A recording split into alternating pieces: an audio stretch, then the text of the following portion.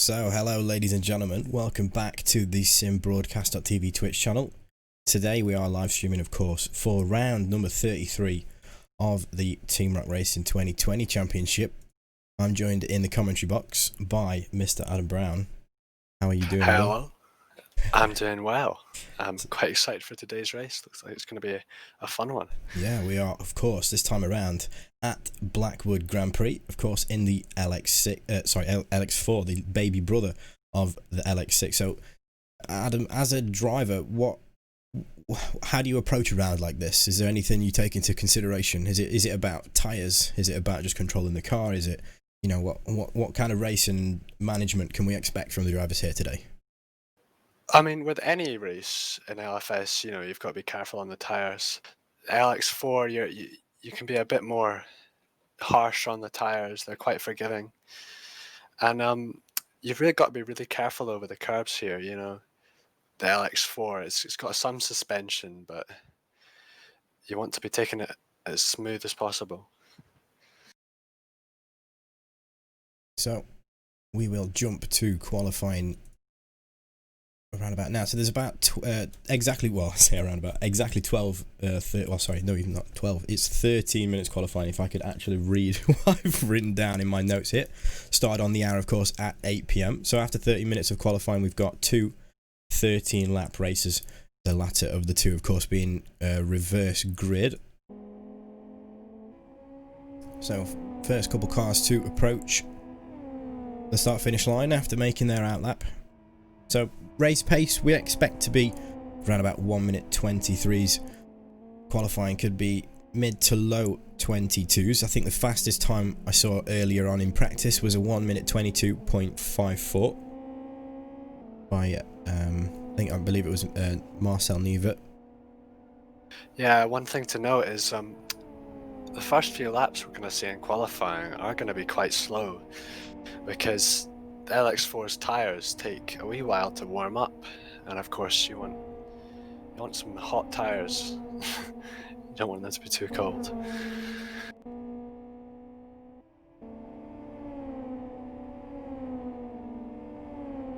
Quite a good track for racing, Blackwood.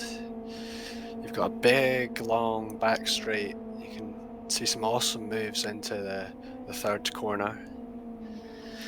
And of course, just a little bit more information about, of course, Blackwood Grand Prix, the track we're racing at today.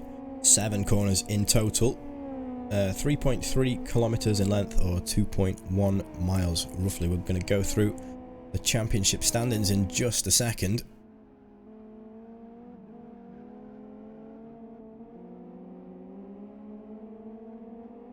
So, looking at the championship standings at the moment, we'll go through the drivers' championship standings first. You can see Jan Makowski still at the top in terms of points. 21 points is the lead advantage he has over Gavin Peat in second position.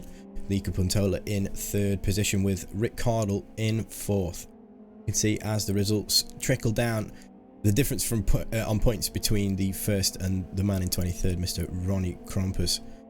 You can see 1,262 points deficit, but there are plenty more drivers. We just don't have the screen space to accommodate for them. So we'll jump over now to your team's championship. You can see Yes Motorsport only 2 points clear of Team Rock Racing, so very close in terms of points at the top of the standings now.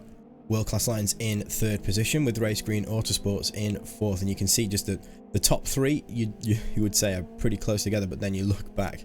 Obviously, there's a lot less teams than there are individual drivers, so Gum Garage and DK down in 23rd and 24th. Some 4,700 points off of your current leaders, which is Yes Motorsport. So, how many laps have been set now, Adam? What's qualifying looking like? Yeah, we've got already some quite feisty looking laps. We've got Energy Virtual Racing's Marcel Nueva is a whole 0.3 ahead of Lukunas. Yeah, Lukunas or Lugurtskas, Vitalitas Lugurtskas. Seems to swap between the two names, does the Yes Motorsport driver. Again in second position at the moment, but 3/10 is a lot, especially around a track as short as Blackwood with, of course, just 7 corners in total. Yeah, and But it is very close for second. You've got Renault Coots only 200ths behind Lacunas, and Kaike Paroppo and Upsas another 10th behind. Yeah, you can see as well, Born to Race, Ayub in P10 and Team Rock Racing's Gavin Pete there. Ayub again just 100th shy of Team Rock Racing's Frank, and Gavin Pete with an identical lap time to the man in 10th position. But of course, the Born to Race driver that is in 10th position was the person to set the time first, which is of course why he retains 10th position. You can see now on the left the gap to the leader across the whole board. So Rocky 7 up in 23rd position, not the greatest of first attempts. I'm sure he's got plenty of time to get another lap in before the end of the session. We'll probably jump on board with somebody in just a second to show you around Blackwood GP.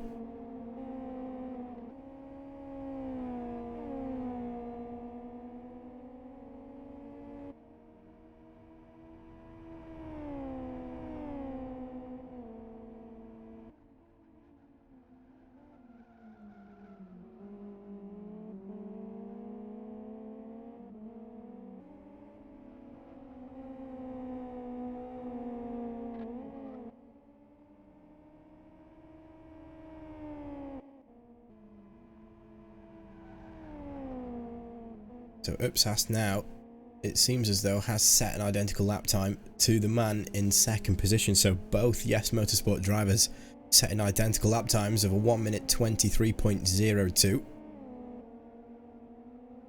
Both of them want to do their best to get on the front row. Of course, at the moment, it's Energy Virtual Racing and Yes Motorsport front row.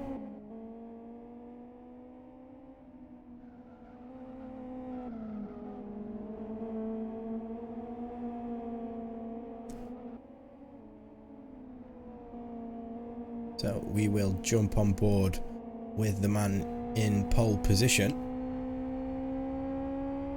Hopefully this isn't a timed lap and he doesn't tele-pit as soon as we ride on board. So, first corner, you've got a nice uphill braking zone. That'll get you stopped quickly. You want a bit of a slide on the way in, as he's done so. And you want to get the power on as early as possible and carry it all the way through the chicane. And you really want a good exit coming onto this back straight because it's quite a long one. It is. It's incredibly important to get the drive out of the straight. I'm wondering if we'll see many changes for position in terms of draft. Of course, you know, every car is susceptible to the draft. Some more so than others, though. Hopefully we see our fair share of racing into turn 3 now. Yeah, braking about the 100 board, and you want to just clip that curb on the inside. And as with the rest of the corners, on the power early. Got to be careful on the entry into turn 4, and on the exit of turn 5, you've got to be really careful not to clip that big red sausage curb on the inside. Short run now down to turn 6.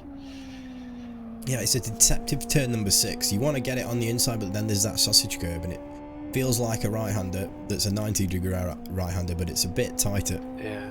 And then the elevation changes through 7. Just, well, it's brilliant. Yeah, you want to be careful not to ride the curbs too much through there, but if you can get the line perfect, you'll be bouncing across them smoothly. So it doesn't look like an improvement, at least on that lap for the man in pole position, but again, he still retains that top spot.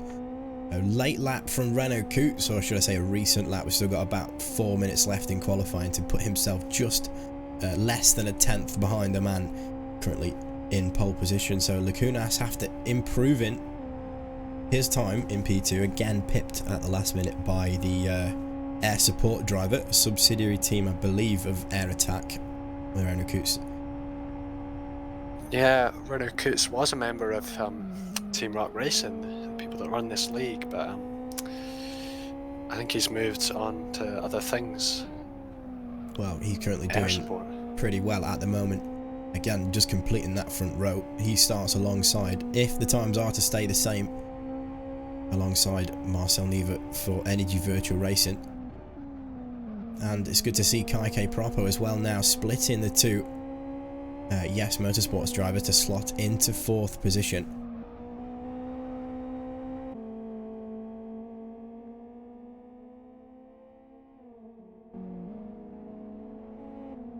Yeah, Renault Coot's a bit of an LFS veteran, and he's made a comeback. What do you have to be to become an LFS veteran? Because I feel like I've been around for a little while, but I only bought Live for Speed in 2014, so I think some of the viewers will say I'm somewhat a baby to this racing simulator. Yeah, I think me and you certainly are new to it in terms of quality racing. Of course, in this past year, we've had some sort of a resurgence in, well, streamed races and championships. There's been a real leap in quality of Yeah, racing this last year. I think SBTV again when that was kind of conceived, we had the goal in mind to just try and keep the community as well, kind of like funded as possible when it comes to coverage for events and things. We want to keep the flame going for Live for Speed, so to speak. It's Yeah, nice definitely. to see the same familiar faces again, not only to line the grid in all the different series that we cover here on Sim Broadcast, but again in the chat. So hello and welcome everybody.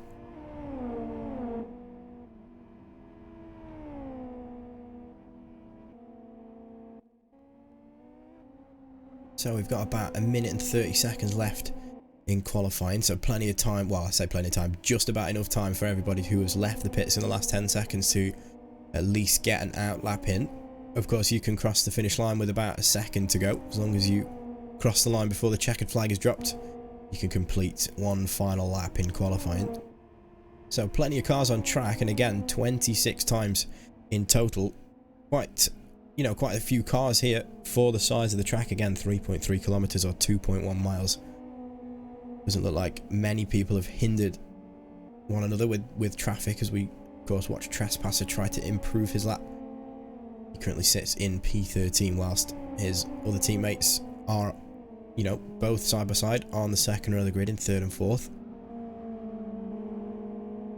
So it looks as though Upsas has, one of the Yes Motorsport drivers, because Kaike Propo currently just behind the two of them. He was in the middle a few laps ago.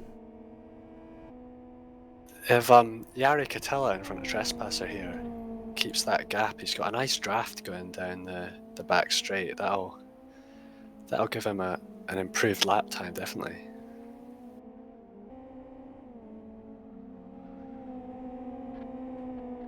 I hope you guys appreciate some of the camera work I'm doing. I've got a few extra buttons this week, thanks to the guys back at Sim Broadcast, Pete and Elmo. I tell you, starting Sim Broadcasts as a commentator, I thought at the time when I started was quite the challenge.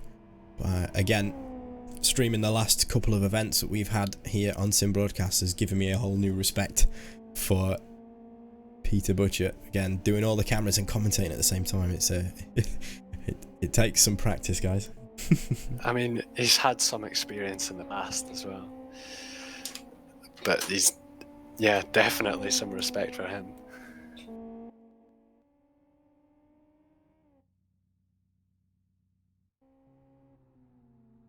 So some opt in to use the remaining time in qualifying as a bit of a practice session.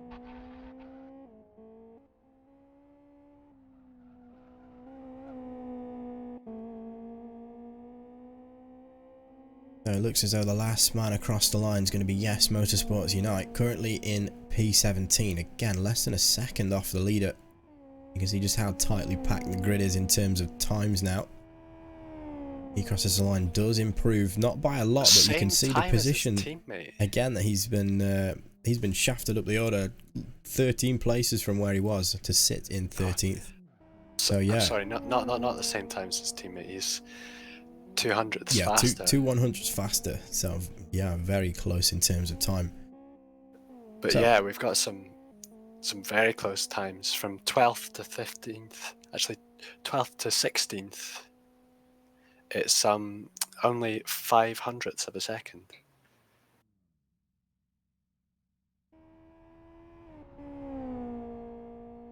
So now I'm going to run down the qualifying order. In first place, the front I row, thought you were we've going to got say in no particular order. so we've got Marcelo Neva in first place with a 122.6. 2 whole tenths in front of Renault Koots in second. Then you've got second row lockout with Yes Motorsports with Lacunas and Upsas in third and fourth. Kaike Parapo in fifth. B2R's Ayub in sixth. Rick Doll for Sidus, the only Sidus car in this race, I believe, in seventh. Eighth and ninth, we got the TRR duo of Jaban and Gavin Pete. Then in 10th, we got Victor Veloso for Energy Virtual Racing. In 11th, we've got a relative newcomer to the season, Phantom, showing he's, even with little experience, he's quite fast in 11th. I'm going to say getting dicey last week in the XFRs. That was brilliant to watch. Definitely. Got, I think it's our only Scottish driver currently in the series. TRR's Frank or Frank. 13th, 14th, we've got the duo, the Yes Motorsports duo of Unite and Trespasser, and in 15th we've got Pekka Koivunen. So 26 times in total in P16. Well, it's a Born to Race trio with a Road Appraiser driver sandwiched in the middle of it. So we've got Reject in P16, Spikey in P17. I think that's Road Appraiser Saba in P18. And then Born to Race's twin in P19. Moving down to position number 20, it's Yari Katila in P number 20. 21st is Chris McElroy for TC Racing, World Class Lines, Team Soini in P22. We've got Race Green Autosports, Mandula in P23, Master Race Cars Kig in P24, World Class Lines Boz in P25, and at the very back of the grid, with a 1 minute 31, only 9 seconds shy from the rest of the field, it's our man, Team Rock Racing's Rocky 7 Up. So we've got a couple of minutes now before the start of race number 1. We're going to cut to a short break, so don't go anywhere.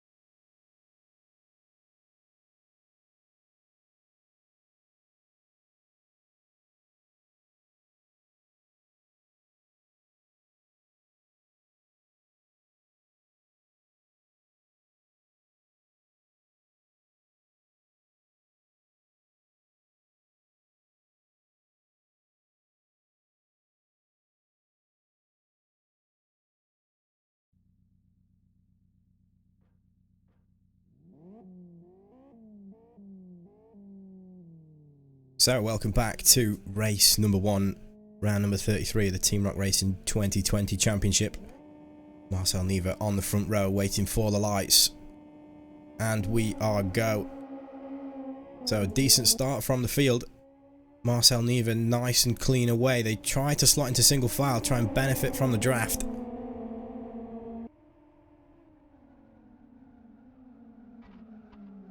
Bit of contact, that's a car around. Very nearly Upsas into 3rd position then. Kaike Propo as well up into 4th position. The switching positions in the background as well. Again, running side by side is Jaban and Gavin Pete. One onto the grass on the left there. This is the widest part of the track, gents. Side by side, two leaders going into turn 3. So 2 by 2 again for 3rd and 4th position as we try to slot again into single file, approaching turn 4 for the very first time. 13 laps we have at Blackwood GP, both races again. Hopefully the racing is this close all the way through. We look back from the leader at the moment. Not a lot separating the top 5 really in terms of track position. Side by side as Upsas tries to get past and successfully overtakes Renault Coots for 2nd position. Round in the very final corner to complete lap number 1. Marcel Neva still in the lead. Yes Motorsports Upsas made his way into 2nd position. Renault Coots regrettably dropped down into 2nd position. Kaike Propo up to 4th, and Rick Cardle showing a strong performance in P number 5 now. Not sure quite what happened to Lacunas. He seems to have missed the grid. Yeah, I was going to say I don't see him on the position list, and we had 26 qualifying times, so again just that one driver absent from the standings at the moment. There's Renault Coots in the draft of Kaike Propo going around the outside. Brave move to brake a bit later and try around the outside now through turn number 3. It's about a 100-degree corner, so a bit sharper than 90-degree, and again puts him on the outside for the 2nd right-hander. Turn number 4. Brilliant switchback, but that does put him on the outside and onto the grass. Rick Cardall capitalising on that move. Can he get 2 in 1? Tries around the outside, there is contact. Kaike Propo going into the side of Rick Cardall, but he makes his way through. All these cars now basically nose to tail throughout the duration of the lap. Brilliant racing to see. And again, a train of 4 cars nose to tail, and Rick Cardle in 3rd position at the front of this, trying to get away as they again continue to run too wide through turn number 1. Again trying to get into single file before you attack the chicane that is turn 2. Gavin Pete riding the curbs. That's really ruined his exit out onto the back straight. He's not going to be able to make a move on Jaban, but Jaban will be able to make a move on Kaike Propo, who's really slipping down the grid. Yeah, you can see we run on board with Gavin Pete. That gap to the cars just ahead opening up throughout the duration of the straight. Kaike Propo now down into P number 6 as Jaban makes his way past for Team Rock Racing. But I think there has been a change for the lead. I've just seen Yes Motorsport Upsas with the fastest lap of the race as well last time around. A 1 minute 22.89. These two continue to battle all the way around lap number 3. And we've got another 10 of these coming. Rick Cardall will really be hoping that they will continue to battle. Yeah, Rick Cardall currently 2.2 seconds down on the cars ahead. We'll run on board with the man in 2nd position, the man that took pole. Yeah, he took pole. He was a whole 0.3 of a second faster than our current leader, Upsas, in qualifying. So it's interesting to see he's got stuck behind him. They're trying to get a good exit out of turn 1, but again, attacking the sausage curb a little bit on the right-hand side. You can get away with that in the initial part of the corner, but you've got to be careful on the exit because there's only a certain amount of AstroTurf to the left of the tarmac there, and it does run out. And you can see he's in, Marcel Neva in a brilliant position to capitalise from the draft and make a move or a potential move down into turn 3. You can see Upsas stays to the right-hand side. He's nailed that perfectly because he's far enough ahead that he's pretty much got the move done, or maybe he hasn't. Yeah, it looked as though he had the move done almost. They were side by side in the braking zone, but again, Marcel Neva on the outside, braking that bit later, just didn't seem to turn in. Yeah. Maybe not trusting Upsas to hit the apex as tightly as he thought. And again, just had to go that little bit longer round turn 3 again. Left him on the outside for 4, and again, stays in second position for now. Does look to me like Marcel Neva's got a more understeery setup, maybe to protect the rear tyres a bit. Yeah, so we'll see how the action unfolds as the race length continues to climb as we start lap number 5. You can see Even the though run the that two Marcel leaders are Neva battling, has. even though the two leaders are battling, Ricciardo is not catching up with them at all. That's quite interesting to see that. Yeah, well, they were very similar lap times last time for Ricciardo and our leaders, but don't forget that, of course, leaders were battling for the majority of that last lap. So, Ipsas last time around, a 1 minute 23.49. Ricciardo, 1 minute 23.40. So, again, about a tenth in it, but the gap is still around about 2.2 seconds. Gonna dive back into the draft and gonna go back alongside Neva. Around the outside, this is a move that Neva couldn't get to work, but looks like Upsas is going to make it work. Brilliant move. So Upsas now into the race lead. You can see the car in P2 just in the rear view and side view mirrors. You can see just how close these two are running. Up now through split 2 up to turn number 6, and again these cars separated by just over a tenth of a second as Marcel Neva looks to the inside of Upsas there. Into turn 6, just doesn't quite get the apex speed that he needs to get alongside. Has to tuck back into single file now as we navigate the uphill left-hander of turn 7. Again finished off by a kink to the right. A complete lap 5. We're not even halfway through the race, and these two are still only separated by 0.2 of a second. Ricciardo, behind them, again just a Renault tenth Coutts making a move up the inside into turn 1. Oh, leaving. Oh, contact. There is contact between the two. Ricciardo now under pressure from Jaban. Looks as though Jaban's going to slot through. Ricciardo now down into 5th position. Does that leave him vulnerable to Kaike Propo? Kaike Propo looks to be trying to pull alongside, but again just doesn't have that draft advantage just yet. Still only now, he's not quite alongside the car. Again, all sticking to the right hand side of the track to cover the inside line for turn number 3 now. Heavy braking zone here, so if you are following the car ahead, you have to be incredibly careful not to run into the back of them. As in front in the lead, we had a change, but it looks like Neva had gone into the side of Upsas, and he does quite a sporting move and lets them back through. And that's really slowed them down. They've lost a whole second to Renault Coutts in that middle sector. Yeah, so that gap from 3rd to 2nd now, or the battle for the lead, was around about 2.2 seconds, but Renault Coutts is now again within 1.5 seconds, so the lead has lost a significant amount of time from battling there.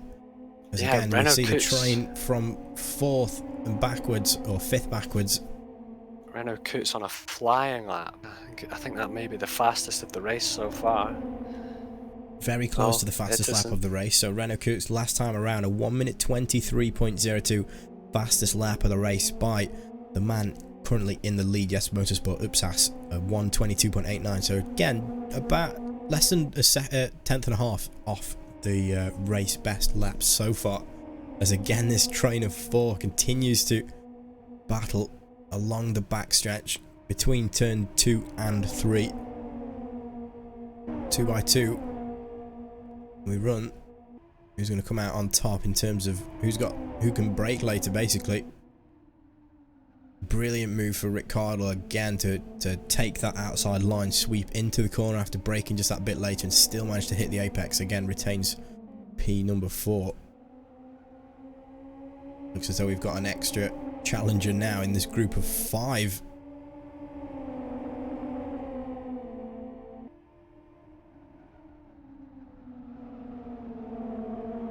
As up ahead, Neva's got past Upsas for the lead, and he's got a bit of a gap, it seems. Well, it looks like both cars are falling back to Renault Coutts, because Renault Coutts' gap to the leader is now under 1 second. Renault Coutts absolutely seems to be driving the wheels off that thing, not only to keep up with the leader's pace, but to take chunks out of the gap they have. We might be lining up for a 3-way shot at the top step on the podium. as Upsas is really flying across those curbs. He's going to have to watch out. Yeah, Not so much for damage, but you know, he's going to be losing all that speed down the straights. You can see very slightly in the rearview mirror that car in 3rd position, slowly edging closer as they approach turn number 3 for the 8th time. Nice and tight on the apex was Upsas there, again taking advantage of the entire stretch of AstroTurf we have on the left hand side of the exit of turn 3. One thing that we haven't talked about at all is the fact that the driver's going to have to watch out a lot for the clutch wear. Oh yeah, very good point. Because to be as fast down the straights as possible, these drivers are going to be flat shifting. As they shift up, they're not going to be lifting off the throttle, which, you know, if you drive, you'll know that that's reasonably unhealthy for the clutch. Yeah. So again, something to watch out for. Drivers got to be conscious of that clutch temperature. Maybe they'll be able to get away with the gearbox in the LX4. There's not a lot of power going through that gearbox, and the car is incredibly light. But again, if you're not running auto clutch and you are mashing your left foot on that throttle, on that clutch pedal, there's massive curb there for the man in 3rd position, Renault Coots. Huge amount of curb on the exit there of turn number 2. Yeah, it looked like he was going to have a run on Upsas down the straight, but that's totally ruined any advantage he had. He's lost a few tenths there and anything that he'd gained over the last couple laps. Yeah, and I must say, when I initially saw how high his car got launched by the sausage curb on the exit there of turn number 2, I you know, as much as it's a shame that he, you know, hit the curb in the way he did a very good job in controlling the car once it landed to not lose even more time. And again, still finds himself in the fight now for some more podium steps. As Neva ahead is on a flying lap, gained half a second just in the first 2 sectors. This is almost a qualifying lap. Indeed. And again, fastest of the 3 last time around alone, and again, split number 2, personal best for the man in 1st position. As he seems to have messed up the last sector, because that lap time was not reflective of the first couple split times we saw. To put it into context though, still around about half a second faster than Renault Coots and Upsas, well, even more so than Renault Coots. So Marcel Neva, the man in the lead, as he incurs some traffic on lap 10 of 13. Last time around, a 1 minute 23.09, 2 tenths off the fastest lap of the race, but Upsas a 1 minute 23.56, so around about half a second down.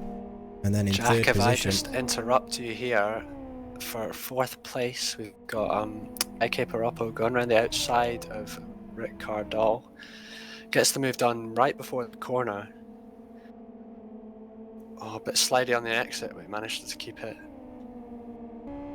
Beautiful move, that. Yeah, we ride on board with Rick Cardall for Sidus, the number 66 machine, currently in 5th position. Seems to be attacking the curbs on the left hand side of turn 5 a little bit. He's going to lose out in terms of time over Eyre Paroppo for Energy Virtual Racing. However, it looks as though Rick Cardall's a bit tighter through the right hander of turn 6. It's all about carrying the momentum uphill, because again, there's an elevation change. The characteristics of the car, the way it behaves through the corner, will catch you out if you're not aware of the elevation change. Of course, you have to take it into consideration. Well, it looks as though Rick Cardall doesn't quite have the pace, at least in the couple laps, couple corners that we rode on board to kind of keep up with Eyre Paroppo. It looks as though Eyre was a bit either early with that downshift and maybe lock the rear wheels to induce the rear end to step out, or just a bit too mashed with the throttle there through turn number 1. Didn't seem to have hindered him too much. Eyre Paroppo still holds around about a second advantage. Go back a bit, it looks like there's a nice battle for 10th. Trespasser with the slipstream on flank already made his way past Ayub, and with a really big overspeed. Is he gonna get it on the outside? Oh, there's contact between the two. That's Frank into the wall. Frank manages to get himself going again. It looked like Frank moved across the front of Trespasser in the braking zone, but It was a very close one. That Trespasser looked like he had plenty of room on the outside there. Oh, Phantom looking in Trespassers inside. Brilliant move to get alongside. Will put him on the right hand side of the track. The outside for the left hander that is turn number 7. Has to slot back in, but attempts to switch back as Trespasser gets his rear right onto the grass. They run side by side now on the run down into turn number 1. We're on the penultimate lap now. You can see these two again side by side through turn number 1. Phantom just having to slot into single file, but needs to maximise the exit here to get a run. He's going to have a perfect run here. He's going to get just ahead of him before the braking zone, and Trespasser's not going to have much of a defence. Really impressive driving from a new name to me at the very least. I'm not sure. I think it's a new name to the championship. Great to see him getting stuck in though. Attempting to pass around the outside. Oh. Again, using all the runoff, but just not quite the right line in order to, or not at least not the correct apex speed for being so far out wide as to try and get past. Will we see a move into turn number 6? Not quite.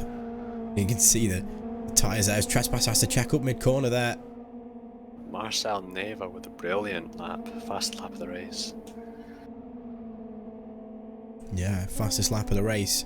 And some. So Marcel Neva just currently rounding turn number 1 on the final lap of the race. Last time around he took 2/10 out of the fastest lap set on lap number 2. He's got a 2.5 second lead over the man in 2nd position. Yes Motorsports Upsas Renault Coots currently in 3rd position.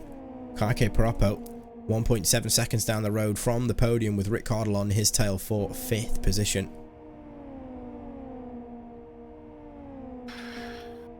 There's a reasonable gap of about 1.7 seconds back to Team Rock Racing's Japan in P6, and then the trio of Victor Veloso, Gavin Pete and Yes Motorsports Unite round out at least the top 9.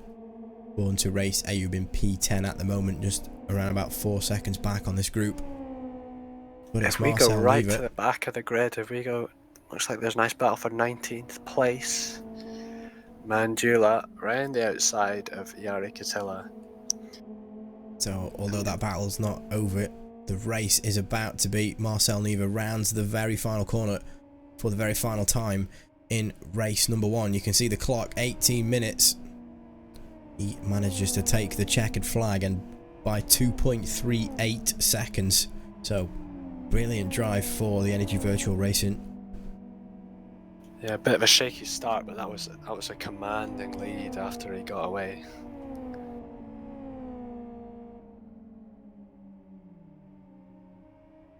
So just waiting for the rest of the cars to cross the finish line. We'll start at least on the race order. So Marcel Neva in 1st position when the checkered flag dropped for Energy Virtual Racing. Closely followed by Yes Motorsports Upsas Renault Coots. Kaike Paroppo for Energy Virtual Racing in 4th position. Sidus Rick Cardle in P number 5. Japan for Team Rock Racing in P6 with Victor Veloso in P7. Team Rock Racing's Gavin Pete in P number 8. Yes Motorsports Unite in P9. Born to Races Ayub rounds out the top 10 positions. We've got about 5 minutes now until race number 2, so we'll finish off the results, and if we have time we'll quickly show you the results and highlights from the finale of the Open Endurance Cup. So P11 we've got Phantom, the number 221 car we saw getting stuck in last time around in the XFRs, and very much so here at Blackwood. Trespasser in 12th position. Born to Races Spikey in P13. Team Rock Racers Frank in P14. Born to Races Twin in 15th position, with Team Rock Racing's Texas in P16. Road Appraiser Sabat in 17th position. Born to Race Reject in 18th. Race Green Autosports Mandula in P19. Yari Katila for World Class Lions, and Timu Soinu again for World Class Lions in P20 and 21 respectively. Master Race Cars Kig in P22, Chris McElroy for TC Racing in 23rd position, Pekka Koivunen in P24, and World Class Lions Bars. So the only car that we see exempt from the race results is indeed Lacunas.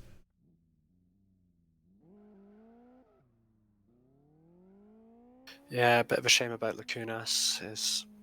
He seems to have totally left the server, so I'm not sure if he just timed out or if couldn't do the race.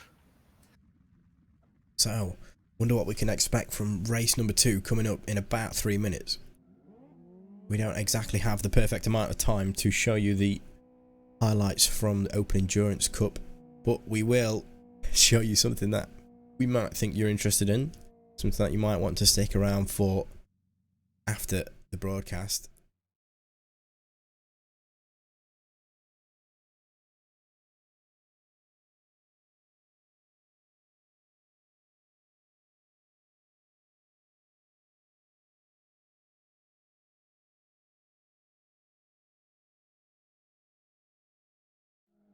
In a few minutes.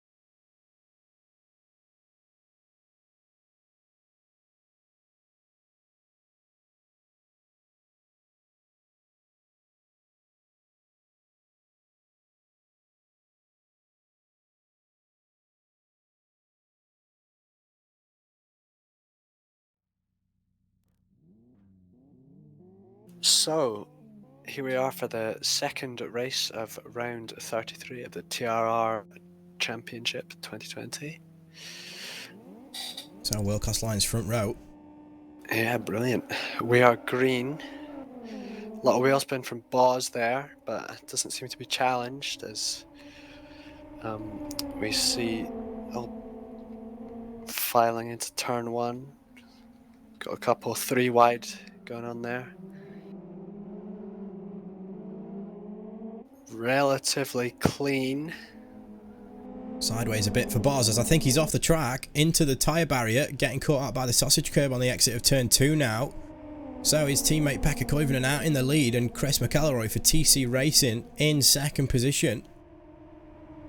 But behind them, Kig is going to have a massive overspeed. Are they maybe going to go 3 wide? Kig We're almost thinks 5 wide in the better of it. background there. It looks as though Chris McElroy or Elmo trying to round the outside at turn number 3. Ambitious, but doesn't quite get the move made. Has to slot into single file as he's collected by Kig for Master Race Car there. Little bit of contact in the braking zone for turn 4. Mandula almost gets spun around by Texas in the back, and behind them, Trespasser and Fwank on the grass, losing loads of positions all the way down to the back. Frank now down into 22nd position. Looks as though So it Mandula looks like we missed made it up to Kaike 11th. Paropo, who was competing for a top 5 in the last race, is all the way down in the back. Yeah, bit of damage to the left rear there of the number 18 Energy Virtual Racing car. Showed some decent pace in race number 1, but it's going to be hard for him to get that car up into a points finishing position, as we've got a battle on for second position. Elmo furiously defending from Master Race Car's Kig now, but it's all about the run into turn number 3. We ride on board with the man in 4th position, currently at the back of this 3-car train, all battling over the second step on the podium. It looks as though Kig has made the move, and it looks as though Elmo's left the inside open as well for the World Class Lions car. Yari Catella going right into the side of Elmo on the straight. There's contact between Elmo and Kig there. That's going to allow, it looks like, Gavin Peat to get involved now, currently sitting in 4th position. It looks as though his teammate, Team Rock Racing's Texas, is just a couple places behind. So Gavin Peat now up into 3rd position. It's a World Class Lions 1-2 at the moment. Elmo again looking under pressure from Team Rock Racing's Texas. You can see the gaggle of cars from really 4th position all the way back down to about 13th. That's a car on the grass there. Oh dear. Renault Coots has had a brilliant start. He was all the way back, I think 3rd from last place he was starting, and he's all the way up already in the top 10 as he defends from, I believe that's WCL's Boz. A lot of 2-wide action going on here. It's hard to keep up with. Massive curb from a few of those guys there. Stuck on the outside for the initial part of turn 2. As again, we're going to run almost 3 wide now down the back straight. Beautiful camera angles. Rick Cardall, massive overspeed here. Already passed 1 car, 2 cars. Is he going to make that 3? Oh, he gets contact. Almost spun by WCL's Boz. This contact has that World Class Lion car jump back onto the track there. Disaster. He falls down quite a few positions. I think, did he join the spectators as well? He did indeed. So race over for the World Class Lions cars. Ricardo runs side by side with Marcel Neve. Marcel Neve, of course, the man who won last time around in race number 1 here at Blackwood Grand Prix, finds himself in 9th position currently. But our fastest lap holder is Gavin Peat, or at least it is at the moment, the man in 2nd position. Gavin Peat seems to be a real expert at these, race 2s, the reverse grid races. Always seems to find his way to the front very quickly. So Gavin Peat currently 2.87 seconds down on Pekka Koivunen. In for the battle for 4th, Texas runs Renault Coots right to look the at edge the of the train. road off the track. Again looking to make 2 by 2 as we approach turn number 3. Bit of contact there.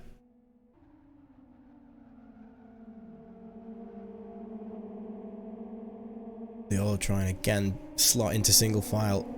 If you're on the outside for turn 3, you're on the outside for turn 4 if you can run alongside. Does again turn to the inside for turn 5. But it's quite the ask to stay on the outside for 2 corners and be in a position to attack Team Racing's Texas is right on the back of Renault Coots there in the battle for 4th position. You can see Eyre looks as though he's been struggling for the past couple corners as Texas gets a bit of a snap of oversteer there. You can see the quick reactions of the number 88. Bit of left lock, try and get that rear in check, but again, these guys got to keep an eye on the temperature, the rear tyres, and potentially the clutch as well, depending on how frequently and how abruptly they are attempting to flat shift this car. Upsass with an awesome exit out onto the back straight, already on the inside of Texas, but Texas has a bit of support from in front of him. Nice draft from Renault Coots, but it's not enough to keep him ahead. He will duck back inside of the slipstream and go for a move around the outside into turn 3, but it's a tricky one. I don't think it'll be enough. As Kaike Paroppo is timed out of the race. So only 21 cars in race number 2 now from the 26 at set qualifying times. What position was he in? He was quite far up the order, was he not?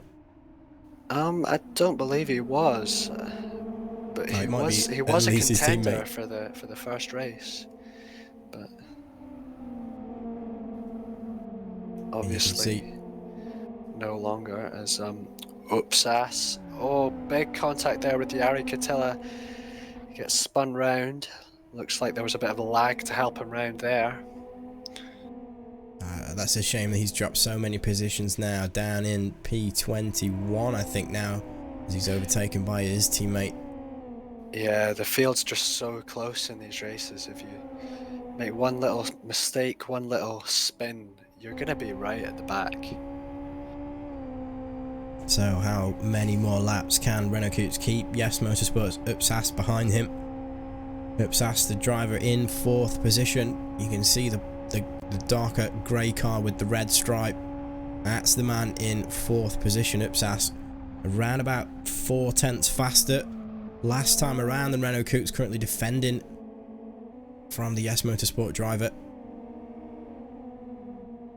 Renault Coots currently has about... successfully through on... Yeah, he's in 5th position Texas. now. Brilliant from race number 1's checkered flag stealer. Well, Upsass, who finished 2nd in race 1, is 1 position ahead of him, and Coots, who I believe finished 3rd, is 1 place in front of Upsass. So it's if these guys start battling, you know, they're putting the opportunity of a race 2 win in jeopardy. So they've got to work together. So again, the results from race 1 again inverted, and it seems as though Renault Coots, Upsass and Marcel Neve are all trying to fight their way up the grid in a very similar fashion. Marcel Neve again now takes the fastest lap of the race, last time around on lap number 6 with a 1:23.32. That's around about half a second off of the very late, I think lap 12 or 13 fastest lap he set in race number 1 when he took the checkered flag there. Yeah, I think about 6/10. They've got a lot of speed to be making up here. If Marcelo Neva can put in some nice laps, he'll be right up to Upsass in a very short amount of time. Yeah, Upsass looking all over the rear end of Renault Coots now as they ride through the left-hander of turn 5, just through split number 2 under the Avon Bridge.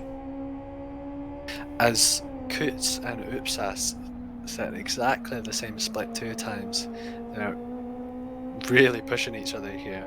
Yeah, 32.75 middle sector for the 2 of the cars you currently see on your screen.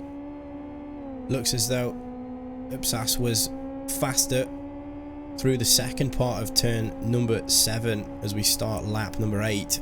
They were over half a second faster than Pekka Koivunen, our leader here, on that last lap. But I tell you who was faster than both of these two by a 1/10 was the man just behind, Marcel Neve. You might start to see him approaching is that Renault Coots. Huge oversteer there. Hopefully he can recover from that. It looks as though he's not lost out too much. Upsass looked as though he lifted off the throttle, or sorry, Sorry, it sounded as though he lifted off the throttle, trying to time his run to attack just a bit later. You can see the gap Marcel Neva has got to make up on these two that run side by side now. If Renault Koets is clever here, he will let Upsas go, and indeed he has. Oh, but Upsas, he's run wide. He has indeed, and it looks as though, at least for the run up to turn number 4, Renault Koets was going to try and stick that inside front wheel alongside the rear of Upsas's car now, but they're again holding each other up now as the longer they run side by side. Will run on board with Marcel Neva. You can see the two battling cars just ahead. This is going to be music to his ears. They're still gaining on the leader, but if they don't keep it clean, they contact. Do make contact. Marcel Neva trying to keep his foot stuck in and tries to thread the needle. Looks like he's got the speed to maybe attack both and take 2 positions away. That was a real godsend for Marcel Neva there. If he can make a clean move on Upsas and get up the road here, be in contention for a win between the two. Come together, but relatively clean. Nothing bad, nothing major happened there, and he gets a nice exit out of that last corner. Much better than Upsas, so he'll be on his way up the road now. But he might be a bit too late to catch up with Pekka in the lead. Renault Koets now, after taking a little bit of curb in the last part of turn 2, has made his way alongside the number 75.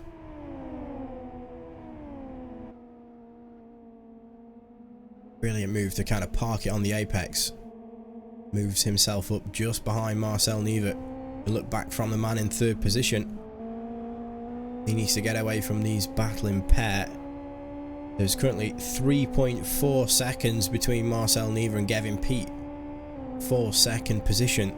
So whether we have enough laps left and whether Marcel Neva is faster than Gavin Peat to the degree where he can catch him before the checkered flag drops, again remains to be seen. But I'm quite happy to sit and watch what's happening in Marcel Neva's rearview mirror, because these two, Renault Koets and Upsas in 4th and 5th, are just relentlessly battling. Yeah, it's not doing much good for their overall race, but it certainly is fun for us. Around the outside here, he's going to slow down and aim for a cutback and a run down the back straight. Running that close to Renault Koets through the chicane might be a bit of a silly idea, because he seems to keep messing it up. As you can see, slower again on the exit, and Upsas is going to get a beautiful run. Yeah, but as Upsas made the move that early, that Renault Koets can tuck back into the slipstream of that Yes Motorsport car and attack once more into turn number 3. Looks as though Upsas has the inside line covered, but Renault Koets are going to try around the outside. Late on the brakes, still alongside, again on the outside. Will retain the outside line, wheel to wheel. Again, there's another right-hander coming up. Brakes that little bit early, attempts to switch back, but there's almost contact between the two. Renault Koets conceding in the end and tucking behind the Yes Motorsport driver and retains 5th position. But looks towards the inside on the way through turn number 6. And again, there is the space there, but Upsas just has the confidence to run it on the outside. Looks as though there was a little bit of contact between the two. Upsas looked like he kicked up a bit of gravel there on the exit of turn 6, but still in the lead of this pair come turn 7. And up the inside in the first corner, that's where Renault Koets is going to go. This is the preferable line for an overtake up there, and it looks like he's going to get it done. Nice and easy, but check right behind them. We've got Yes Unite, Nico Pantola. He's now right in draft range. He might have a nice run down into this 3rd corner here. Yeah, it's also curious to see some drivers opting for the right-hand drive configuration of the LX4. Some opting for the left-hand drive. As again, Upsas trying to go around the outside of Renault Koets, has the position made and the overlap done before the braking zone. Can brake again in a straight line and hit his apex as normal. Renault Koets still in 5th position, can't find a way past that number 34 car just ahead, doing everything he needs to do to be the first car across the start-finish line every lap. Up in front, Gavin Peat is getting really close to the back of Pekka Koivunen. Half a second back. Yeah, 0.52 was the gap at the last split. We'll see what Extra time Gavin Pete's managed to take out of Pekka Koivunen by the end of the lap. It looks as though Pekka Koivunen slightly faster in the final sector than the man in second position, currently hunting down the race leader. The gap up to 0.7 now. Gavin Pete nice and committed late on the brakes into turn number 1. It looks as though that gap's visibly closed up now, but keep an eye out in the background. Marcel Nieve, that gap was about 3.5 seconds. It's now down to 1.1. So Marcel Nieve for Energy Virtual Racing, after taking the checkered flag in race number 1, has a lap and a half to make up a 0.8 second deficit to second position and a further 0.6, so just over a second that he has to make up. And for context, last time around he was over a second faster than both of the cars ahead of him. So again, he has the pace to at least catch up to the back of the two leaders at the moment, but does he have enough time to make a move and make it count? If Neva can get past Gavin Pete cleanly, it's going to be very close going towards the line. Gavin Pete all sort of sideways. Yeah, he seems to have a really slidey setup. I've been noticing throughout the race, whenever we cut to him, he's been all over the place. Now he's definitely on the limit of adhesion there with the LX4, but is that the faster way? Maybe on a single lap, could be, but over the entirety of a race. A four-wheel drift, but if you go too far, if the rear's out a wee bit too much, you are going to lose time. You want to drive this car almost as if it's a 60s Grand Prix car, you know. You're going to be right on the edge. What a run Marcel Nieve has out of turn number 2. He's going to make the move on Gavin Pete for Team Rock Racing. Halfway down the back straight, will Gavin Pete have chance to tuck back into that slipstream and potentially attack further into turn 3? And does Marcel Nieve, as Gavin Pete tries it around the outside again, bit of oversteer, using all the AstroTurf on the left. Marcel Nieve retains second place. Ultimately though, doesn't look like he's going to be able to climb any further up the grid order unless Pekka Koivunen makes a mistake. If Pekka Koivunen makes a mistake, that is going to be awful. Pekka Koivunen, I think he's been very close to a second race win multiple times during this season. As he comes out the final corner, I think he's done everything that we could possibly ask for. Exit. I think he's nailed it. He has indeed. Across the line. So what a fantastic climax to race number 2. Marcel Nieve able to climb all the way up to second position there, after again putting that car on the front row in pole position and taking the win in race number 1. In the back, we just got kick. Oh, he's trying to make a move. Side by side as well. Oh, brilliant very racing. close finish there.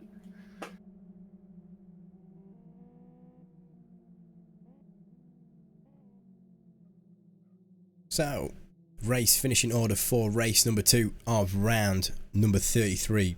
World Class Lines Pekka Koivunen in first position. Marcel Nieve for Energy Virtual Racing in P number 2. Gavin Pete for Team Rock Racing in third position. Brilliant result for him. Yes Motorsports Upsas having to climb his way through the rankings to finish ultimately in fourth position. Renault Coots for Eyre Support number 75 in P number 5. Yes Motorsports Unite in P number 6. Rick Cardle for Sidus in 7th position. And Phantom again with a brilliant finish inside the top 10 for race number 2. He finishes 8th.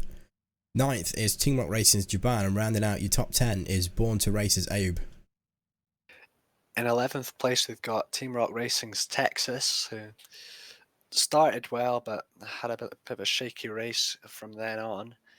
In 12th, we've got B2R's Spiky, and 13th, we've got Trespasser. I believe that's where Trespasser qualified, if I'm not wrong.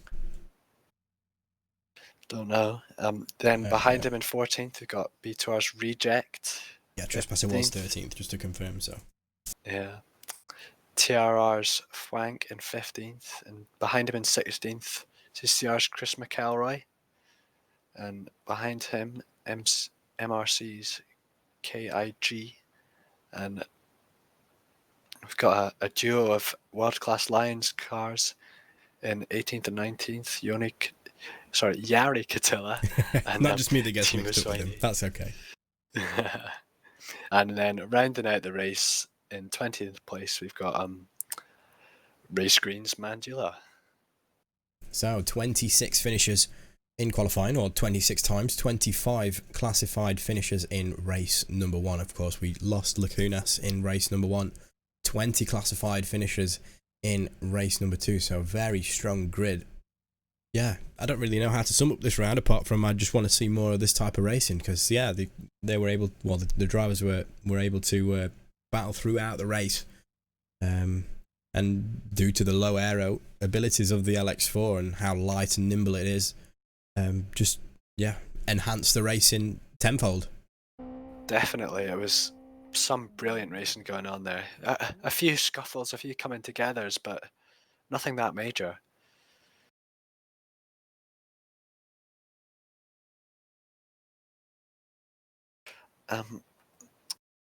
Yeah, pretty awesome, clean racing.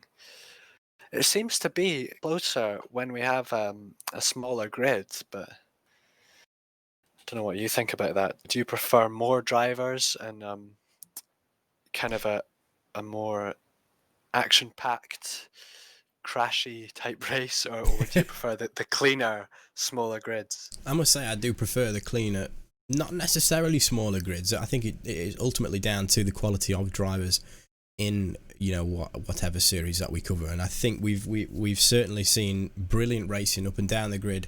You know, sometimes 40 plus cars, and it's been action packed. But again, I mean, the Team Rock Racing Championship, the majority of the guys are in it just to have fun. They would not approach this the way that they would something, you know, a lot more serious, because the races within the Team Rock Racing Championship are so frequent, being every Tuesday, minus the summer break. You know, people's approach, they'd probably practice last minute, and that could take away from the racing. But I think we've been treated tonight. It's not only the fact that you know, it's a weekly series and it's maybe not as serious. It's the fact that races, that they're short, they're sprint races. People are going to be going full out for that 20 minutes. And there's less to think about in the car as well. You're not having to deal with strategy, you're not having to deal with fuel saving or time management or anything like that.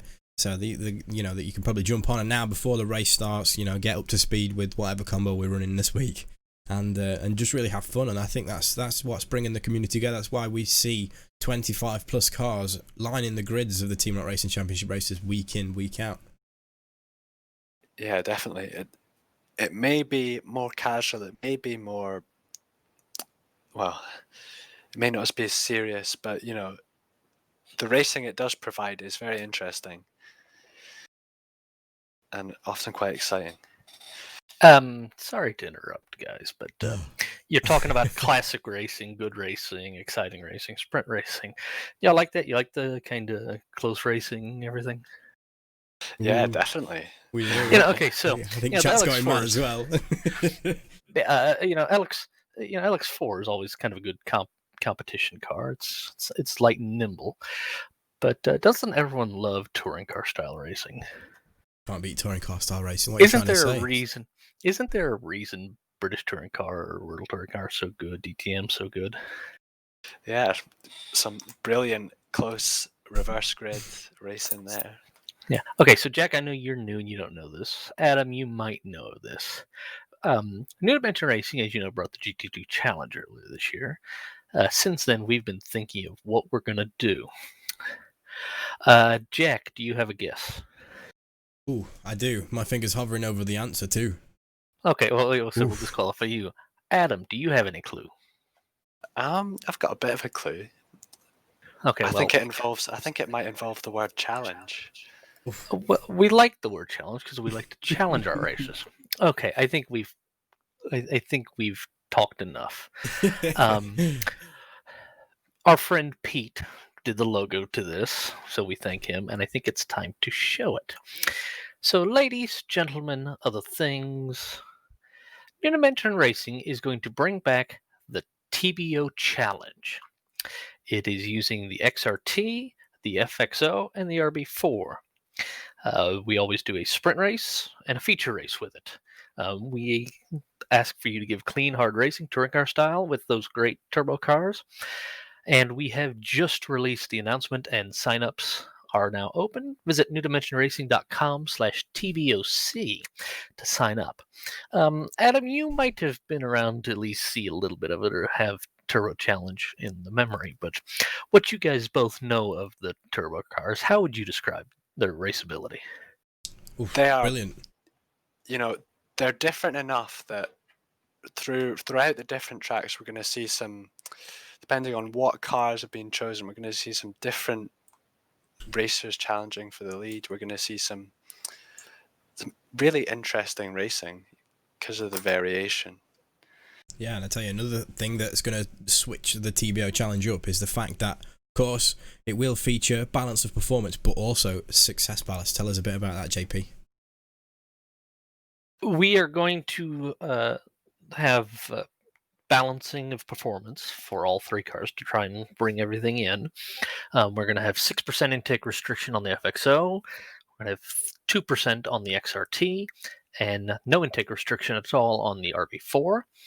We are going to also, from round 2, have success ballast. Means if you do well and you're in the top 5 in the championship, we're going to add a little extra weight to your car to make it slightly more difficult. It's going to be bespoke each round. No ballast for the first round since nobody's done anything yet. But then from round 2 on, there will be success ballast for the top 5, which we will decide prior to each round and kind of tailor it to not be too much of a bother, but enough to make you have to think about it for every round. So hopefully you guys are interested. Everybody in the race today has also been notified, if they're not watching the stream, that signups are now open if you visit newdimensionracing.com/TBOC. And just for a bit more... Sorry, go on, Adam. I'm hoping to see a flood of signups now. Almost makes us want to sign up a sim broadcast car, don't you think? Oh, that is sorely tempting.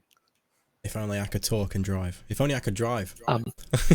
Well, you guys are broadcasting it with us, so we are looking forward to full coverage of the Turbo Challenge here on simbroadcast.tv. But yeah, you're all welcome to race at the same time. We are doing 6 rounds, but we're also trying something new this season. And we're going to try and start doing this for every season we run New Dimension Racing. Non-championship at the end of the season, we're going to do an endurance race of some sort. We're going to give priority to everyone that's done the championship, and we're going to let people team up to do driver swaps and so on, but we're also going to let anybody else join in for the endurance race. So this year, after the 6 rounds of the Turbo Challenge, we're going to head to Aston North for a 6-hour race with the turbos.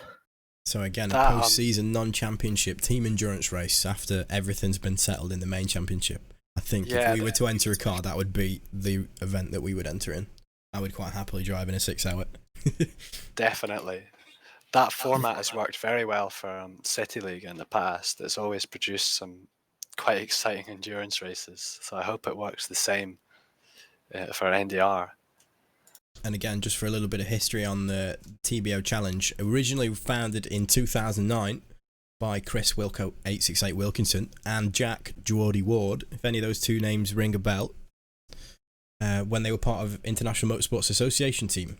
Chris Wilkinson joined New Dimension Racing in late 2009, and New Dimension Racing took TBO Challenge even further, ran it for a couple seasons until they hung up its keys, so to speak, and the series returned after retiring in 2010 for to celebrate the 10 years of New Dimension Racing. That was back in 2017 was the one-off, so 2020, time to revive the TBO Challenge, so to speak. Hopefully, yeah, we've got a flood of signups now. I'm looking forward to being part of the coverage team to bring you all of the action. Of course, we'll be broadcasting all 6 championship races, and again the post-season endurance race. If we're not a part of it, we will be just commentating over it. But yes, exciting times. Looks like we've got our first 2 signups, both regulars for the TRR Championship. World Class Lions Boz and TRR's Kevin Pete. Be great to see them. So keep those signups coming. And yeah, anything you want to say, Deco, before we round up round 33? And a lot of the older people in Liver Speed will remember Wilco from doing a lot of commentary. He was our version of John Hindhaugh. Yeah, he started the series, and when he joined NDR, we took the series over. And season or races will run on Sundays, starting October 11th. So you've got a month to get ready for it. So yeah, which would be your cars of choice, gents? I think I'd probably go for the XRT. I definitely prefer rear wheel drive over front or all wheel drive, so to speak. And I really like the balance of the XRT as well. Yeah, I would normally pick the XRT as well. It does look like it'd be a good car for this, but looking I know at the FXO is very fast though. I've just never, as a driver, been able to really. I don't know. Live for Speed's one of the sims. It's quite hard for me to get into a rhythm because it for me is quite radically different to the other sims that I'm invested in. So I can't jump from iRacing to Live for Speed. But the FXO looks like a great car to choose from. I was just saying the XRT, of course, because I can't drive front wheel drive cars. Looking at the schedule, you know, the FXO might be a good shout because we've got a lot of straight line speed dependent tracks on there. You know, we've got Blackwood, which is always seems to be an FXO track, and we've got a Kyoto round in there with some big long straights, and Fern Bay Green, which even though it's a Fern Bay track, you know, you've got two long, well, reasonably straight bits. So yes, bright futures ahead of us, but we must jump offline at some point in the next 5 to 10 minutes. But thank you very much for joining us for round number 33 of the Team Rock Racing 2020 Championship, and thanks for sticking around for the announcement of New Dimensions Racing's revival of the TBO Challenge. Don't forget to mention what else Sim Broadcast is doing in the next few days. Oh yeah, of course. We are next live on Sunday the 13th of September at 1800 hours UTC to cover round number 8 of the Bagheera Zero Mileage GT Cup. South City Long is the track for round number 8, and of course we'll be in the XRR.